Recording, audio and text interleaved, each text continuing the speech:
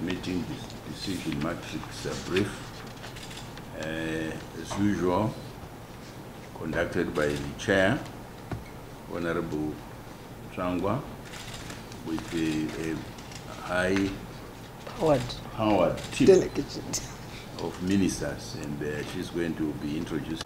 In light of the water supply challenges affecting Harare and its satellite towns, it got a report which was presented on Morton Jeffrey Water Treatment Plant. This report was presented by Minister July Moyo. In light of the water supply challenges affecting Harare and its satellite towns, it would be recalled that His Excellency, the President, Comrade E.D. Mnangagwa, had visited Morton Jeffrey Water Treatment to assess the situation obtaining their aid. The Minister of Local Government and Public Works had reported that water supply capacity at Morton Jeffrey is limited due to the poor quality of the raw water in Lake Chiwero. An assessment of Manyame and Warren control pump stations revealed that pollution of water at Lake Chiwero is worse compared to Manyame. As such, Lake Manyame raw water is better than that of Lake Chiwero. Cabinet concurs that pumping water from Lake Manyame reduces the usage of aluminium sulfate by 26.8%. This will consequently reduce the cost of treating water, as aluminium sulfate is the main chemical. In light of this, Cabinet resolved as follows. 1. That Harare City Council uses water from Lake Manyame. 2. That government avails US $9.3 million for agent works at Manyame and Warren control pump stations, which are to be completed in 2 months. Also, appropriate water meters will be installed concurrently with the cited works. 3. That Complex be allocated enough foreign currency to import water treatment chemicals. 4. That government provide loan guarantees for the various water and sanitation projects to be undertaken by local authorities using the various project procurement methods that suit their situation. 5. That hefty fines be imposed on polluters of water sources. And 6. Finally, that local authorities be allowed to sign the various agreements that would ensure supply of adequate and affordable potable water to the public and recovery of funds advanced to local authorities by government. Then Cabinet also received and appreciated progress in the implementation of the following 4th 100-day cycle priority projects, which were presented by the following ministers. Minister of Higher and Tertiary Education, Innovation, Science and Technology Development, Honorable Professor Morgira, talked on the projects on the 400-day cycle priority projects.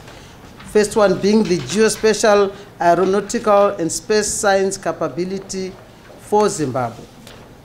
And then the other one is the establishment of the Zimbabwean National Geospatial and Space Agency offices. And the third one being the development of maps and interactive digital application for the agro-ecological zones of Zimbabwe. 5th project being the release of funds to procure wildlife satellite collars by the Research Council of Zimbabwe. And finally, the digitalization of both the first and second round subdivision maps is complete. Cabinet notes that implementation of the following projects is underway, as I have already said. Establishment of innovation hubs. On equipping innovation hubs at the University of Zimbabwe, the Midland State University, the National University of Science and Technology, NUST, and the Chinhoyi University of Technology, CAT, Cabinet notes that the process of procuring equipment at all the innovation hubs had been initiated, bringing overall progress of the project to 80%. Furthermore, architectural designs for the industrial park at the UZ farm in Harare, that has been completed, and procurement of materials has commenced. Construction works for the agro-industrial park at Chinhoyi University of Technology farm, also that has commenced. Regarding application of the new cattle reproductive technologies, Cabinet noted that the establishment of artificial insemination centers in provinces is ongoing, while the production of semen straw labeling and filler machines for local use and for export has commenced at Chinhoyi University Technology. Cabinet further noted that construction of the Humanities and Social Science Faculty building at Lupane State University, which is in Matabeleland North, that also has commenced. Ministry of Information, Publicity and Broadcasting Services also gave a report on the 400-day projects regarding installation of FM radio transmission gap fillers in Matabeleland South and Masvingo. Cabinet noted that fabricated containers have been procured and equipment has been delivered to Magambuzi, which is in Plumtree in Matabeleland South Province, and also in Tugwi Mukosi in Masvingo Province. Pertaining to the construction of high-definition studio for independent producers, old analog equipment has been removed, while high-definition equipment has been procured. On the launch of the 24-hour channel on DSTV, Cabinet was informed that assessment of the TV channel by MultiChoice DSTV has been completed. Concerning the mobile cinema project, the procurement of equipment has commenced. Regarding the installation of hardware components for the outdoor viewing screen at Nika Growth Point in Ward 11 of Bikita District, Cabinet noted that the sound system has been procured. Then the Ministry of Health and Child Care report on the fourth 100-day projects was given by the Minister Obadiah Moyo, as follows. United Bulawayo Hospitals, UBH, partnered with the Zimbabwe Orthopedic Trust to construct an orthopedic private hospital to be named the Bulawayo Orthopedic Hospital through a build, operate, and transfer model. Then there's a construction and refurbishment works of the BOH, which is the Bulawayo Orthopedic Hospital, were completed on 30 September 2019. And Minister of Home Affairs and Cultural Heritage, Honorable Kazembe Kazembe, also gave his report on the fourth 100-day projects. As the process of monitoring the implementation of projects and programs that are intended to bring about a positive impact on the citizenry continues, the Minister of Home Affairs and Cultural Heritage informed Cabinet that the Tomlinson Depot Block C, there are Block C flats which are being built there in Harare, that has now reached 50% completion. Cabinet directed that outstanding works be expedited in order to alleviate the institutional accommodation challenges for the Zimbabwe Republic Police. The minister further reported that the Wedza district registration in Mashonaland East Province is at 72% completion as government seeks to bring national documentation services closer to the people, decentralization. Then the Ministry of Primary and Secondary Education, the Minister Matema also gave his report. As the e-education model gathers pace, the Minister of Primary and Secondary Education informed Cabinet that government has distributed iPads, laptops, and projector screens to a total of 60 primary schools. The remaining 2,000 gadgets are being programmed and loaded with software, following which issuance to beneficiary schools will commence. Under the Quality Control Program, the Minister informed Cabinet that a total of 20 satellite schools in Manicaland Province, Mashonaland East, and Mashonaland West provinces have been upgraded and registered. The Minister expressed hope that health certificates for the affected schools would soon be issued. Elsewhere in Mashonaland Central Province, the upgrading of Chapoto Secondary School into a low-cost boarding institution is being pursued vigorously. In Urungwe District, Mashonaland West Province, a 40-bed girls' hostel at Vuti Primary School is actually being roofed. In Matabeleland North Province, under the Water Sanitation and Hygiene Program, boreholes have been drilled and water reservoirs mounted at Mpilo and Pelandaba primary schools. That was the reports of the fourth 100-day projects. Then we received an update on the strike by public hospital doctors and nurses. This was given by the Minister of Health and Child Care, Honorable Obadiah Moyo. Cabinet received this report on the industrial action by public hospital doctors and City of Harare nurses. The Minister of Health and Child Care reported that the doctor strike has now gone beyond 84 days, with the doctors continuing to cite incapacitation. As such, health service provision at most central hospitals remain constrained. On the situation at Harare City Council clinics, the minister indicated that 99 out of the expected 179 nurses turned up for duty as of 25th November 2019, which is today. The recent opening of the Edith Opperman Clinic in Bari has since eased the challenge of home-based deliveries. Pertaining to disciplinary hearings for striking doctors, the minister informed Cabinet that 508 disciplinary cases on doctors that have not been coming to work have so far been heard, out of which 498 doctors were found guilty. It will be recalled that from the previous report, 435 doctors had been discharged, and since then, an additional 13 doctors have been found guilty and discharged, making a cumulative total of 448 discharged doctors. In addition to the 508 disciplinary cases heard by the 25th November 2019, an additional 43 doctors from the provinces are awaiting hearing. Serving of charge letters for 57 senior doctors at central hospitals commenced on the 25th November 2019. Regarding the recruitment of doctors, the Ministry of Health and Child Care will publish before the end of this week an advert in the press for all posts that have become vacant as a result of the disciplinary process. Once again, Cabinet wishes to assure the nation that all avenues to ensure that the situation in the health sector returns to normalcy are being explored for immediate implementation. Then we got an update on damage caused by hailstorm, strong winds, and heavy rains in the country.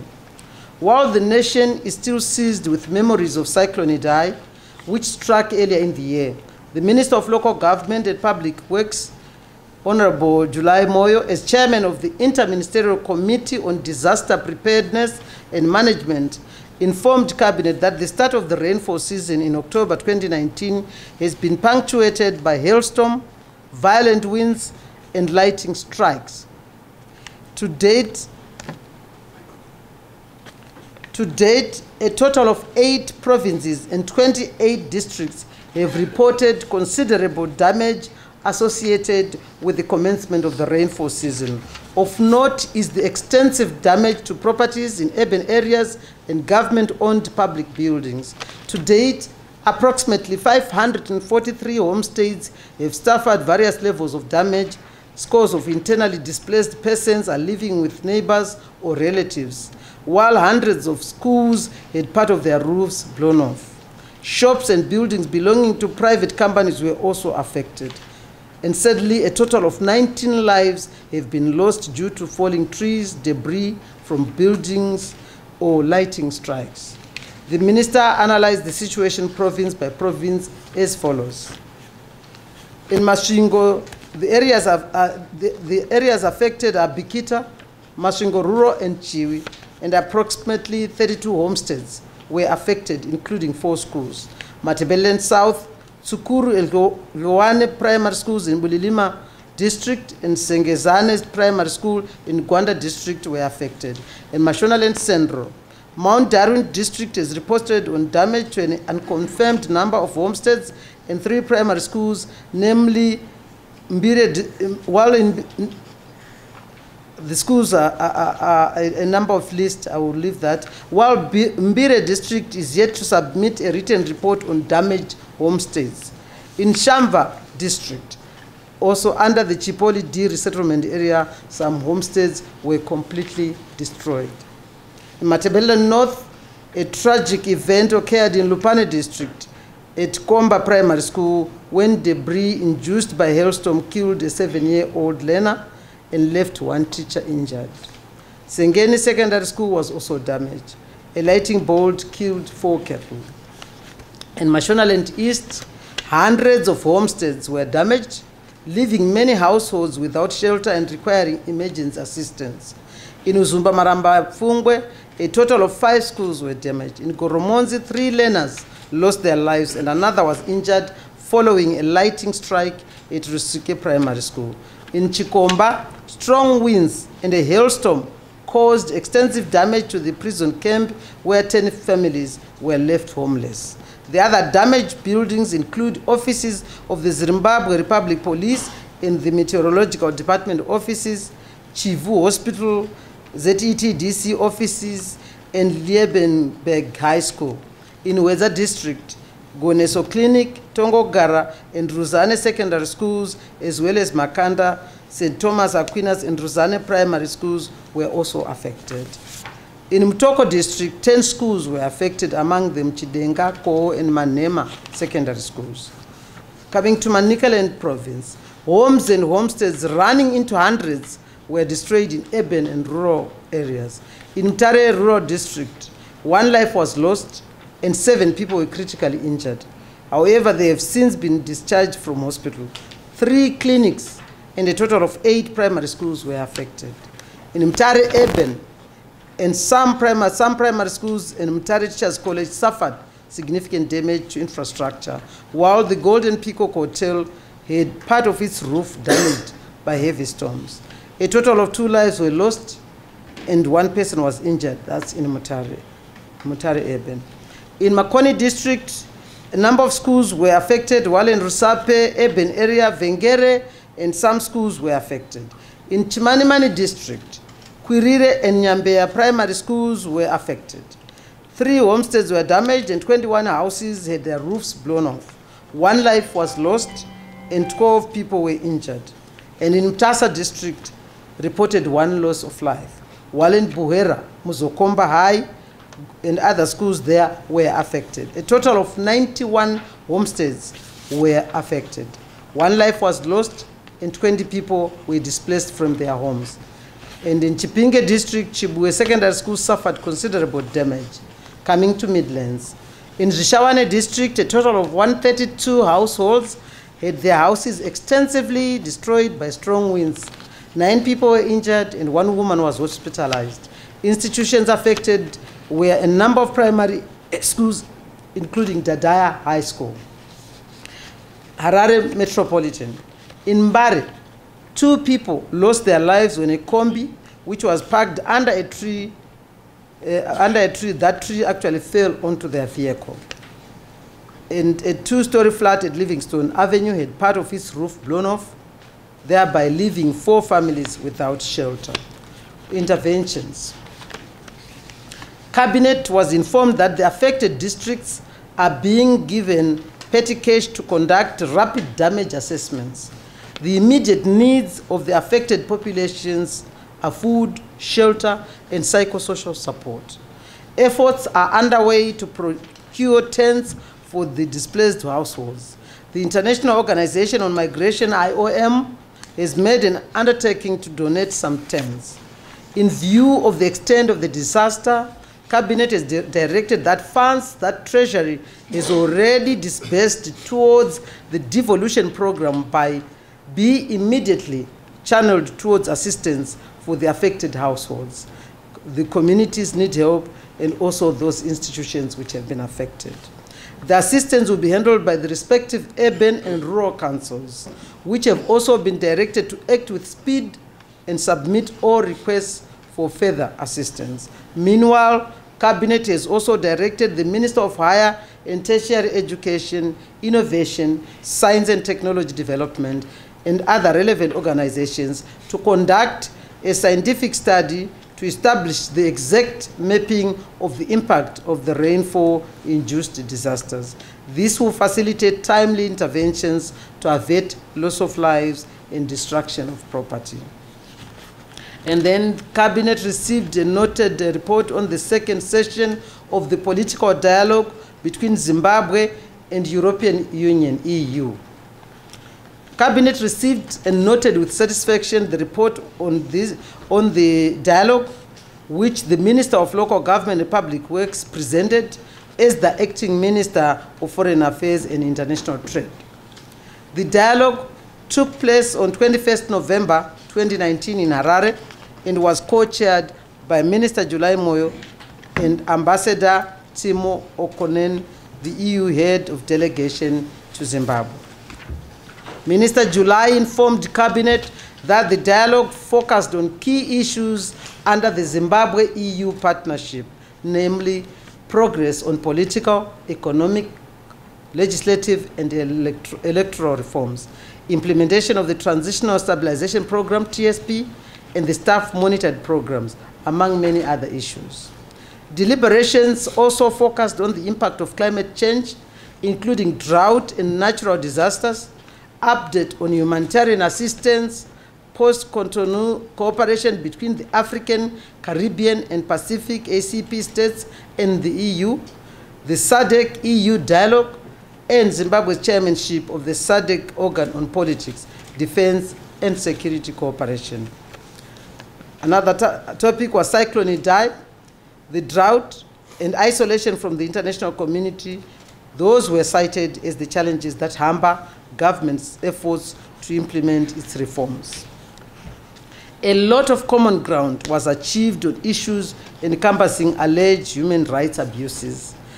And there's need for direct support to government as part of cooperation, and also the quantum of humanitarian assistance and the need to increase productivity in the agricultural sector.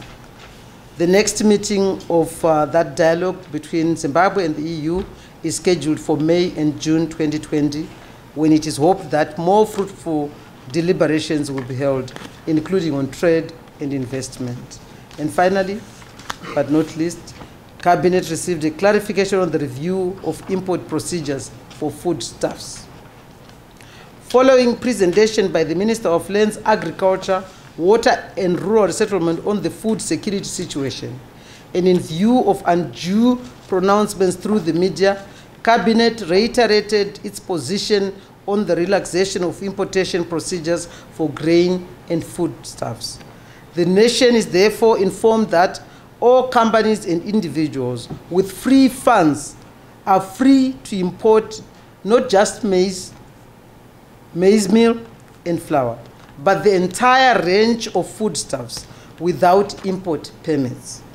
As such, therefore, no question shall be asked regarding the source of the funds so used, except when there are reasonable grounds to suspect that a crime has been committed. The intention is to ensure that, by all means possible, citizens' right to access food is protected, until such a time that another review shall be deemed necessary. Then we'll look at that again. I want to thank you for listening. Thank you sincerely. Thank you very much, Honorable. That milliseconds. We'll be able to give you that figure later. But for now, really is what the chair has indicated. 448 posts of all categories available at this stage. That is what is happening.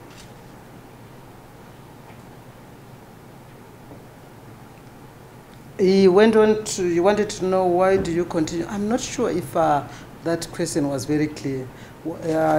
Minister? Yes. Let's start with the issue of doctors going for greener pastures.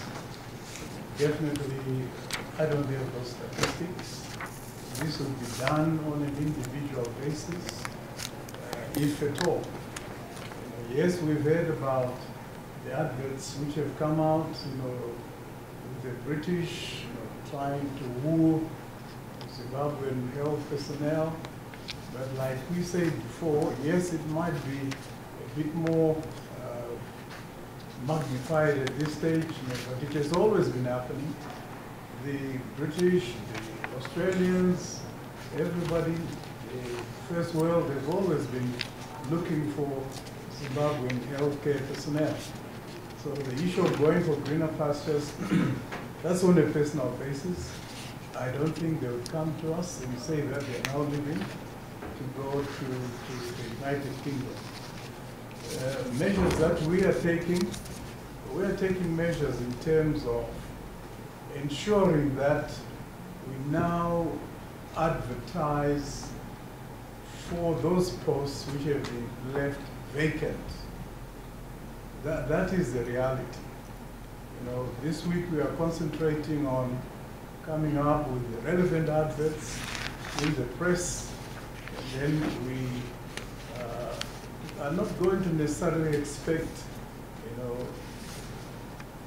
applications, you know, from the ones who have been fired only, but from other doctors in the country. You know, there might be doctors who are working, you know, in the private sector who might feel that there's an opportunity which has arisen.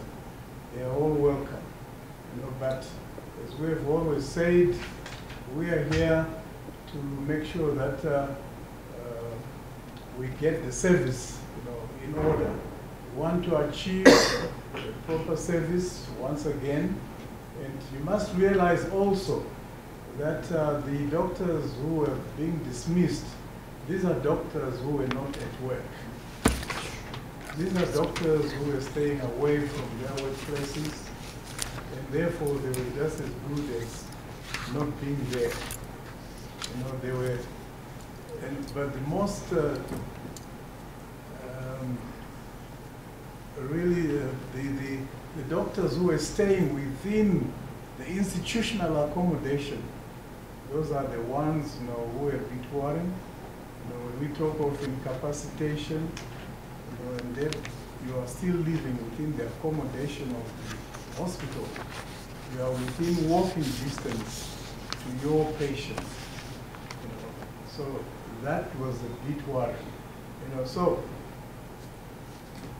the institutions are being encouraged to make sure that whoever is still in the institutions, as doctors, as the nurses, they will provide the emergency services. And we've always said we are very grateful to those doctors who have continued to provide emergency services.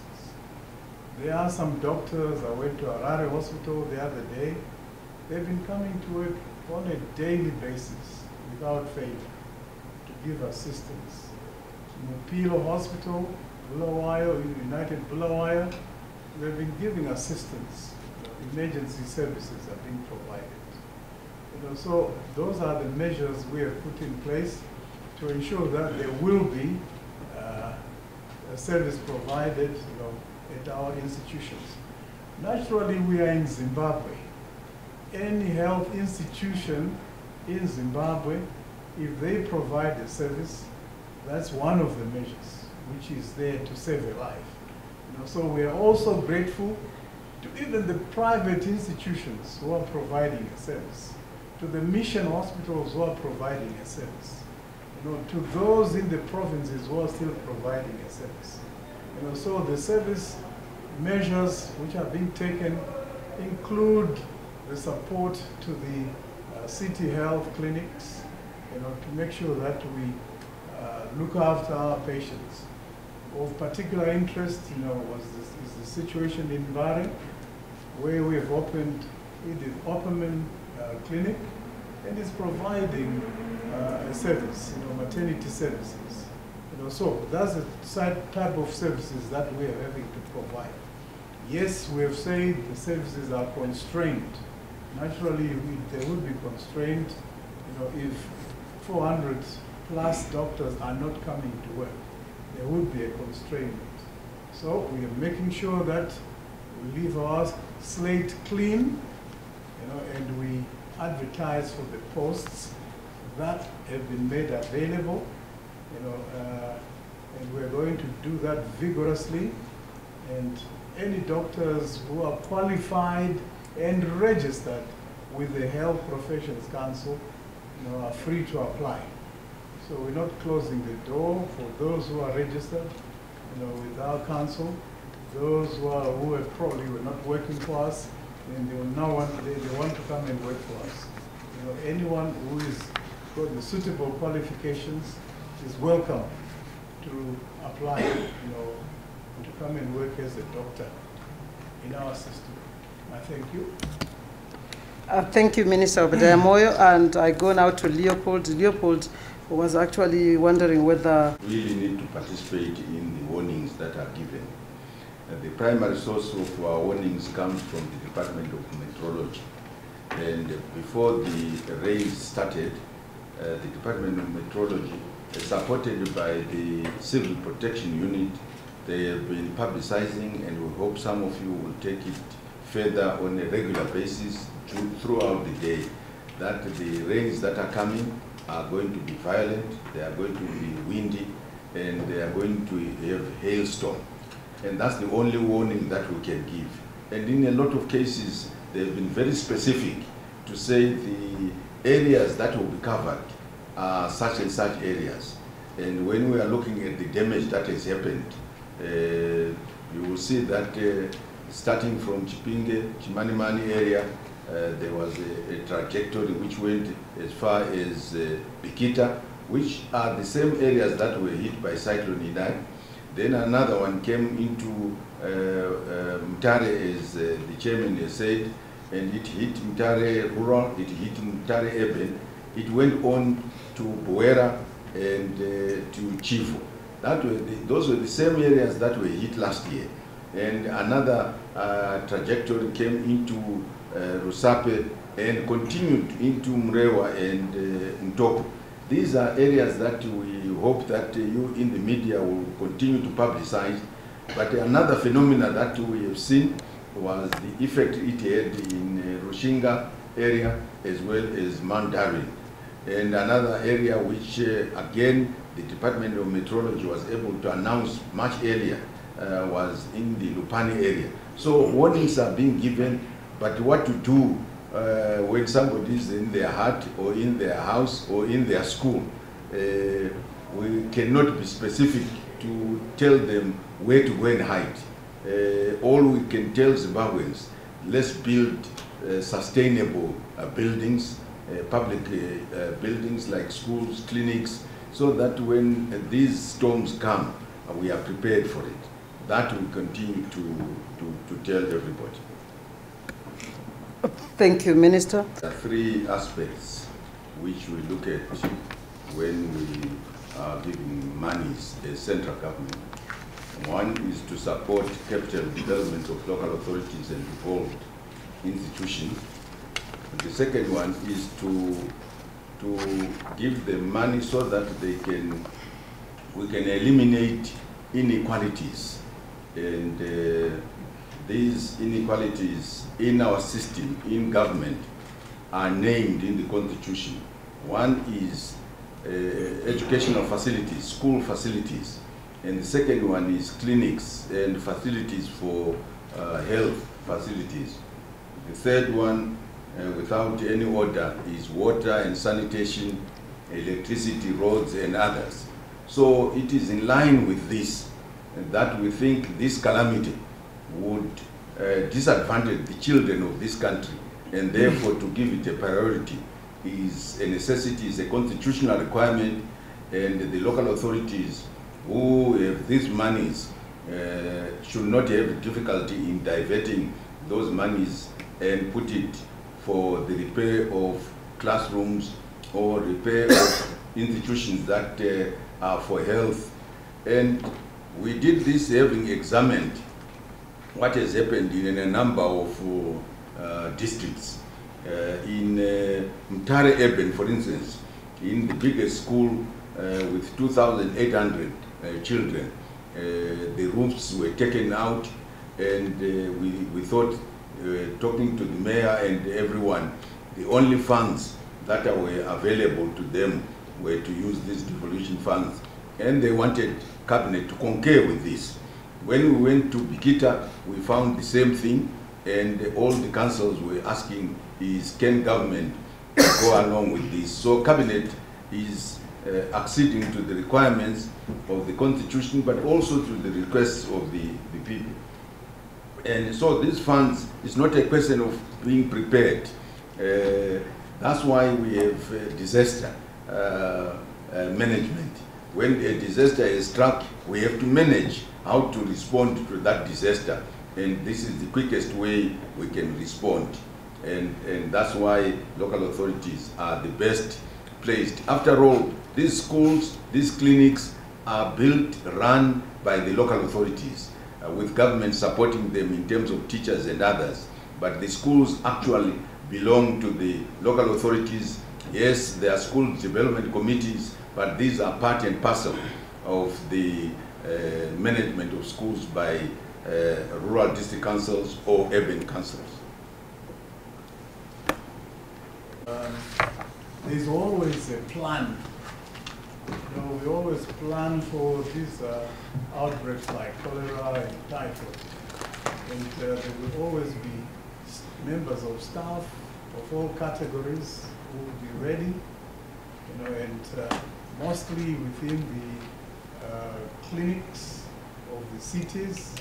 You know, and at this stage, you know, we have that in place.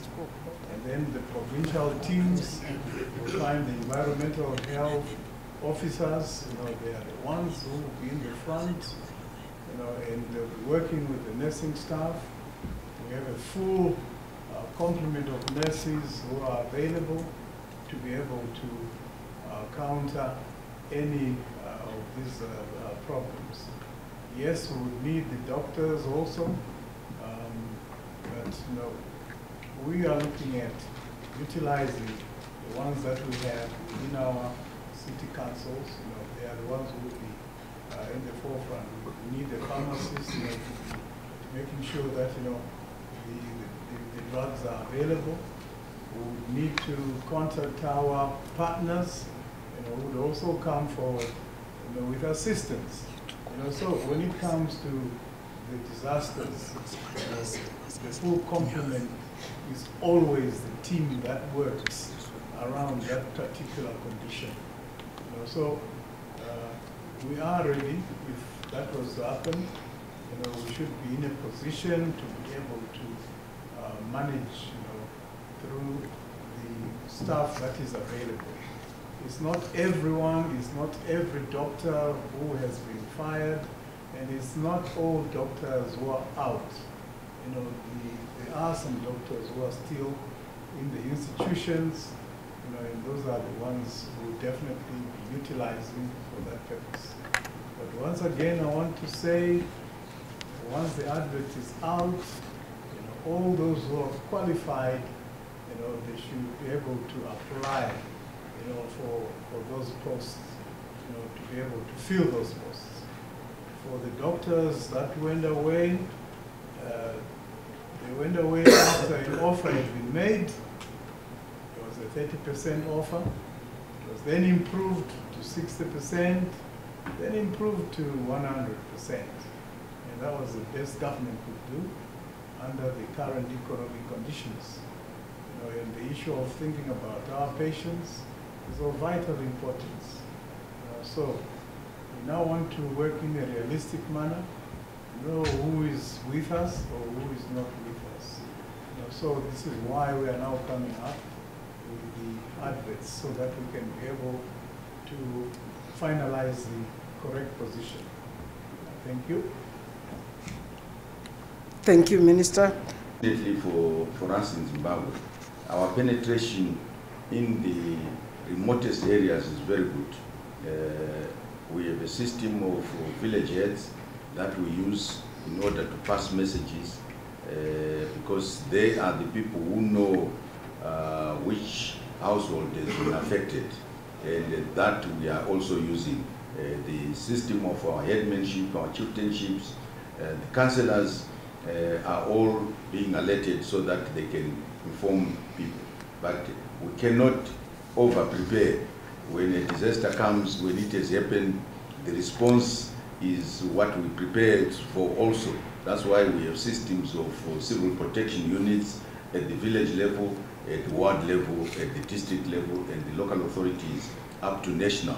That is the only way we can assure our people that when disaster strikes, we are there for them, and the menu that the chairman has read tells you that we are covering the whole country in terms of response, but that response must also be accompanied by preparedness. And the major preparedness is to listen to what the Department of Meteorology is telling everyone, and we call upon you in the media to publicize this very effectively so that our people can listen when they are being told by their leadership.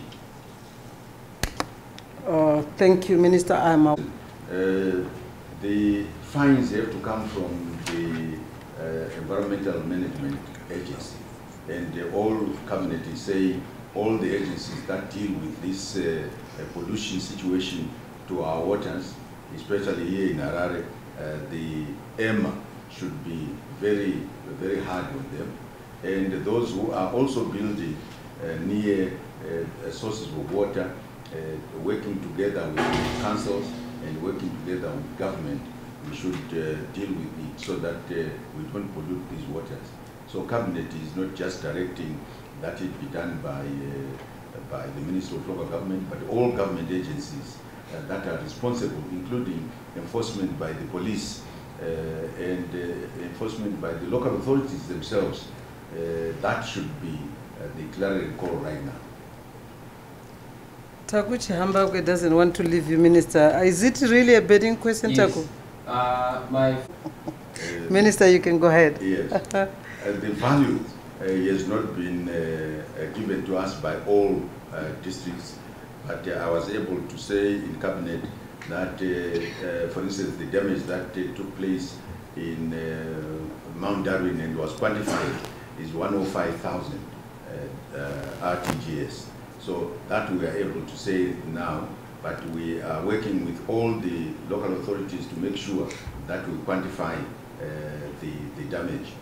As to what will happen to Lake Chwero, the scientists are telling us that if we actually migrate and use the waters of Manyame for a long while, and with the measures that we are taking on wastewater management plants in Harare, and if the rains are heavy enough, we should be able to clear Chwero over time.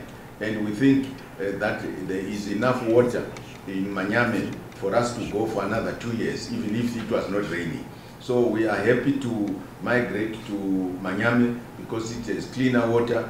The scientists are telling us that we will save so much money, 10 times, by using Lake Manyame than using Lake Chwero. From the 9 chemicals that we are using, we can reduce this to 3.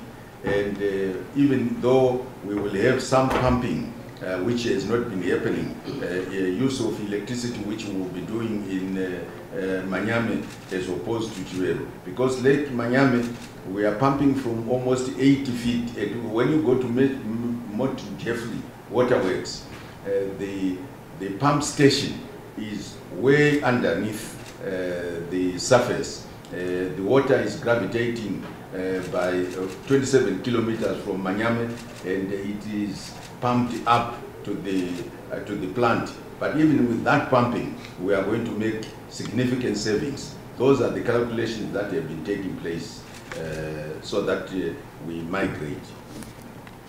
I just have to thank you, Honorable Minister July. You are excused. And I think Chief Secretary... Senior doctors who were to face disciplinary action. I hope you're not talking about those same ones, because those ones, they were already noted as not, providing adequate services. So they have been charged, and there will be disciplinary hearings, against them. So if you're saying that they've down tools, the information I have from the Health Services Board is that those 57 doctors, senior doctors, are being charged, they've been charged for not being available at work on a continuous basis. So the Health Services Board, all the figures, the information relating to the disciplinary action that is being taken against those senior doctors. Regarding Rutendo's question, where she's saying, are there some doctors? We are saying we are flighting an advert. Someone might be working for some other organization and they might want to join the government, so they're not stopped. That's who I'm talking about. I'm not saying there's millions of doctors somewhere, I'm talking about people who might have genuinely wanted to come and work for government at one time or another, or people who might have come into the country, they've gone through the procedures, at the Medical and Dental Practitioners Council, and they want to come and work for government. That's why I kept emphasizing the issue of being registered with the Medical and Dental Practitioners Council. So that's what the situation is. At the same time, there's someone who said, what measures are we taking? Some of the measures we're also taking are in relation to creating a conducive working environment, for our healthcare personnel. And these include getting new equipment. We've been making efforts. The President has assisted. We've seen equipment being assembled and being placed in our central hospitals, Kilo, Bari, Harare, Chitungwiza, and UBH. That has happened. We have seen government through our NatFam purchasing a lot of medicines. We've got some tenders which have matured, and we're waiting for delivery of those medicines. And these also include most of the essential medicines. So we've got some big tenders which have been running, for medicines, to make sure that the environment is conducive and we've got enough surgical sundries, in place. I also want to point out and be grateful also to another cadre besides the nurses, called the clinical officer. The clinical officer is someone between a nurse and a doctor.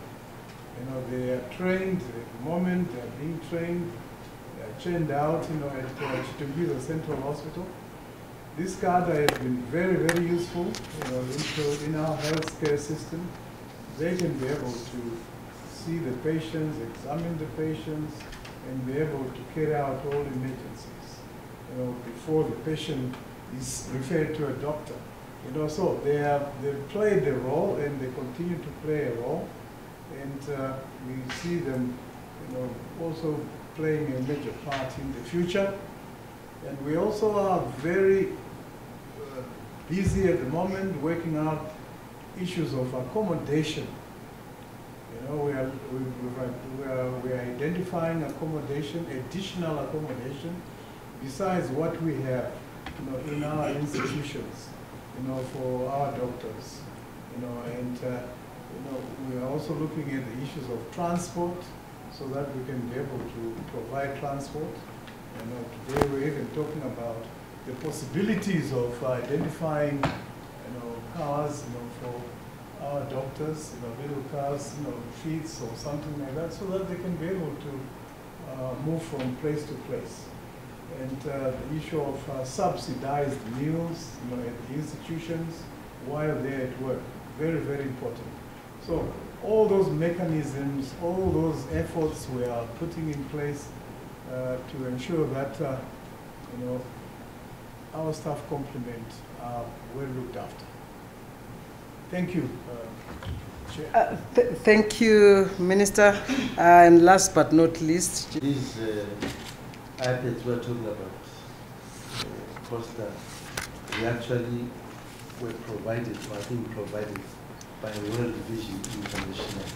As you know, government works with local and international partners in development, so we're grateful to World Vision for providing us with these iPads, laptops. Each school will receive 48 iPads, one laptop, one router, and they've got one projector delivered to each school. And this is a nationwide program, but specifically on this one, we are assisted by World Vision International. Thank you. Just to follow up, Minister. So this is a Costa. Like I say, the government works with local and international friends in development. And the idea behind it is that where there are gaps, government receives assistance even from the United Nations or UNESCO. So these are people who are here, organizations who are in Zimbabwe were supposed to be here, mainly to cover that gap. And if they offer assistance, we are grateful to them. Thank you. I just